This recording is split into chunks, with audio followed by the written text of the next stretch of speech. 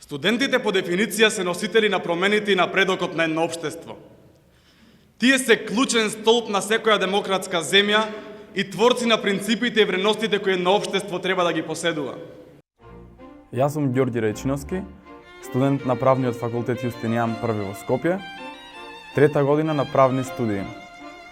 Повеќе од 2 години граѓански и студентски активист, почнувајќи од најголемите студентски протести и маршови, преку протестите против правната аболиција на председателот Иванов, па се до последните студентски случувања со студентските избори, за на крај победник на јубилејната 20-та ораторска вечер посветена на професорот Иво Пухан. Предходната година на ораторската вечер Иво Пухан имаше 2 зададени теми кои што според мене не допираат директно во проблемите кои што ги има македонското општество. Тоа беше бегалската криза и легализација на марихуаната. И оваа година чувствував должност некој да каже што студентите направија во претходниве 2 години. Во мојот говор се осврнувам на тоа како студентите почнаа да вдахнуваат живот на македонското општество, какви беа препреките, меѓутоа упатив и критика кон професорите, ректорот, деканите, односно раководните тела на факултетите и на универзитетот. Затоа што студентите можат да бидат и ревностни и авангардата на општеството во кое што моментално живееме, меѓутоа професорите, управата на универзитетот, на факултетот, мора да бидат тие кои што ќе овозможат студентите да го искажуваат своето мислење во таа академска средина.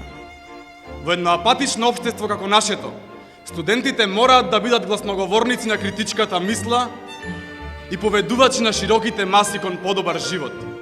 Овај мој говор беше напишан како приказна која што извираше лично од мене и моје согледување.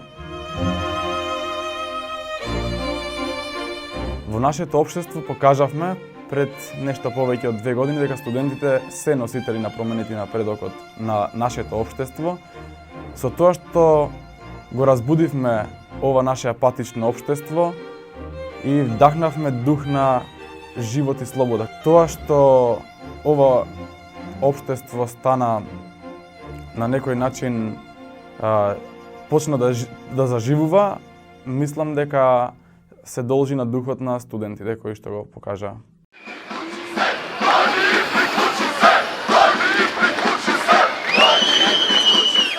Студентите мораат да бидат институција во едно општество.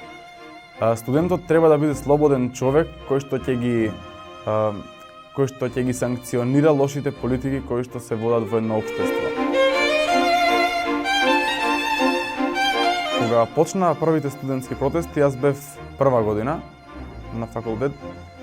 Меѓутоа се гледаше